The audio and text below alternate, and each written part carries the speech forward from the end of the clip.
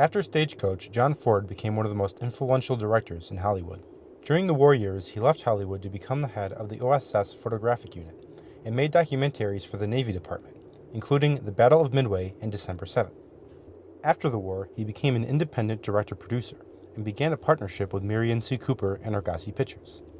Starting in 1948, he and Cooper would make a series of films based on the works of James Warner Bella, known today as the Calvary Trilogy. The first of this trilogy, Fort Apache, marked the first collaboration between Ford and writer Frank S. Nugent, who would go on to write 11 films for the director. A rough reworking of the Battle of Little Bighorn, Fort Apache sees Henry Fonda's Colonel Owen Thursday, a Custer stand-in, take command of a remote cavalry outpost. Being fresh from West Point, Mr. O'Rourke has not forgotten Army regulations. I trust my other officers will remember them in the future. And I will insist they be enforced throughout the command. Clashing with the lax standards of the troop and his second-in-command, Captain Kirby York, played by John Wayne, Thursday becomes increasingly hostile to the local Apache tribes led by Miguel and Clins Cochise. Resentful at having been given such an obscure assignment, Thursday hopes to defeat Cochise once and for all, and win back his glory and esteem in the eyes of his superiors. A man who brought Cochise back. Meanwhile, his daughter, played by Shirley Temple, begins to pursue a relationship with the young lieutenant, played by John Agar, which upsets her class-conscious father. How do you do?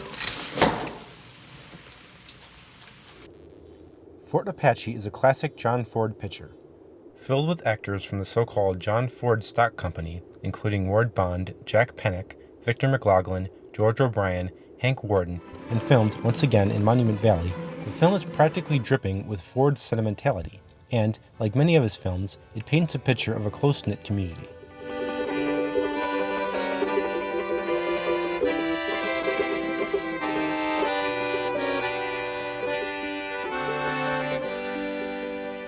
Where then, oh, Genevieve, I'd give the world. The film presents a complicated look at white Indian relations. The government agent assigned to the Apaches, Meacham, is portrayed as being thoroughly corrupt, and his treatment of the Apache is part of the reason for their rebellion. And then came this man. Un hombre malvado, que no dice la verdad, y que ha sembrado la enfermedad y el vicio en toda mi nación. What did he say? Well, sir, a free translation would be that Meacham's a yellow-bellied polecat of dubious antecedents and conjectural progeny. Coach's words, of course, sir, not mine. Because of his rigid adherence to regulations, Thursday refuses to deal with the agent in an effective manner, as Meacham is an official representative of the U.S. government. He is worse in war. No mata solo a los hombres, He not only killed the men, también a las mujeres, but the women a los niños and the children. y a los viejos. He holds the Apache in low regard, and his inability to treat Cochise with respect ultimately leads to his own demise. No ceremonial phrasing, straight from the shoulders, I tell you, do you hear me? They're recalcitrant swine, they must feel it. He's only speaking the truth, sir. Is there anyone in this regiment that understands an order when it's given? What does the colonel wish me to say, sir? Tell them I find him without honor. El coronel lo encuentra sin honor.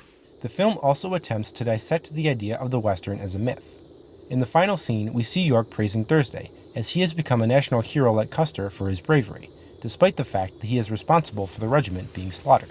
No man died more gallantly, nor won more honor for his regiment. Of course, you're familiar with the famous painting of Thursday's charge, sir. Yes, I saw it when last in Washington. That was a magnificent work. There were these massed columns of Apaches in their war paint and feather bonnets. And here was Thursday leading his men in that heroic charge. Correct in every detail. This anticipates Ford's later film, The Man Who Shot Liberty Valance, which would explore similar themes. Ford would follow up this film with She Wore a Yellow Ribbon and Rio Grande over the next 2 years. Both star John Wayne.